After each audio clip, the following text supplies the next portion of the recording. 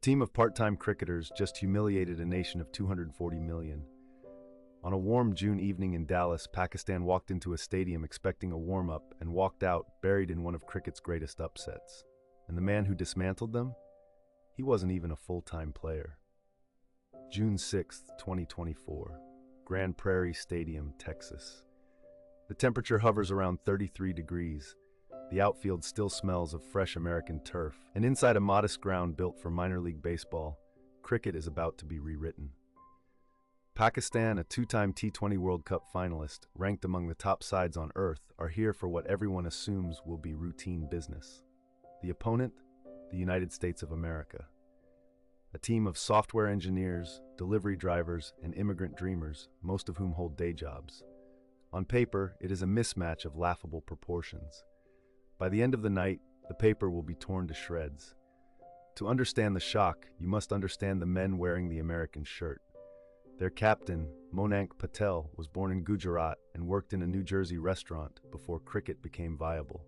Their star bowler, Saurabh Netravalkar, left-arm quick, was once an India under-19 teammate of Virat Kohli. When Indian cricket didn't call, he moved to Cornell University, then to Oracle in California, where he still writes code between overs. Aaron Jones, born in Queens to Barbadian parents. Nastush Kenjig, an off-spinner raised in Alabama. Andries Gos, a South African keeper who found a home in the American dream. This was not a national team in the traditional sense. It was a collision of diasporas, stitched together by love for a game their adopted country barely recognized. Pakistan, by contrast, arrived with baggage of a different kind.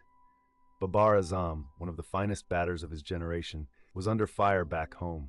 Whispers of dressing room fractures had followed the team across the Atlantic. Mohammad Amir, the disgraced prodigy turned redemption story, had been recalled. Shaheen Afridi, the left-arm thunderbolt, was expected to blow the American top order away within 4 overs. This was supposed to be a tune-up before the real tournament began against India in New York. Pakistan won the toss and chose to bat. The scoreboard would eventually read 159 for 7 in 20 overs. A modest total, but on a slow Texas pitch, it looked defendable.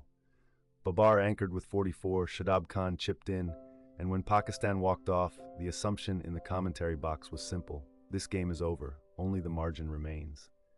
Then came the response. Monank Patel walked out with Stephen Taylor and did something nobody had scripted. He attacked. He drove Shaheen through cover. He pulled Naseem Shah over mid-wicket. In a knock of 50 from 38 balls, he refused to accept the hierarchy the cricketing world had decided for him. Aaron Jones supported him, Andries Gos chipped away, and the American crowd, many of them second- and third-generation immigrants, began to sense something impossible was unfolding. The USA reached the final over needing runs, but crucially, still alive. When the 20th ball was bowled, the scores were level. 159 to 159, a super over would decide it. And this is where the story becomes folklore, the super over. Pakistan handed the ball to Mohammad Amir, the veteran, the man who had bowled super overs on the biggest stages. 6 balls to defend anything the USA could muster. The Americans scored 18. Wides, edges, courage, chaos. Amir, the icon, sprayed the ball down the leg side twice. It was the kind of over that gets replayed in nightmares. Now Pakistan needed 19 to win. Netravalkar, the software engineer, took the ball. He had faced Babar and Kohli as teenagers in India's junior system. Now, in a Texas suburb, he was bowling to save the biggest scalp of his life. Ball 1, dot.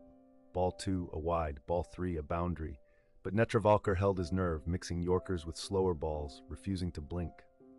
Off the final delivery, Pakistan needed 6. Iftikhar Ahmed swung, connected, and the ball died in the deep. Caught, signed, sealed. The USA had beaten Pakistan. The reaction was seismic. In Karachi and Lahore, television sets were switched off in disbelief. Pakistani news channels demanded the resignation of the coach, the captain, the selection panel. In Dallas, grown men in American jerseys wept on the outfield. Monank Patel lifted the match ball to the sky. Netravalkar, when interviewed, spoke softly about balancing code deadlines with cricket dreams. He had taken a leave of absence from Oracle to play this tournament. He was going back to work in a few weeks. But beyond the emotion, the numbers told a story of tectonic shift. It was only the third time an associate nation had beaten a full ICC member in a T20 World Cup. It was the first time the United States had beaten a top-tier cricketing nation on the global stage. Pakistan would go on to be eliminated in the group phase, one of the biggest failures in their storied history. The USA would advance to the Super 8s, an achievement no one, not even their own board, had dared to imagine. And there is a deeper meaning here. Cricket for over a century has been a game of colonial inheritance, passed from empire to former colonies, held tightly by a small cartel of nations. In Grand Prairie, that hierarchy cracked. A team of migrants, dreamers, and part-timers walked onto a field in Texas and proved that talent, when given a stage, does not care about rankings or reputations. That night, the United States did not just win a cricket match. They forced the sport to look at itself in the mirror and to ask a question it had avoided for decades. Who really owns this game? If this story moved you, subscribe to Cricket Chronicles for more legendary tales, epic rivalries, and the moments that changed cricket forever. Hit the bell so you never miss the next chapter.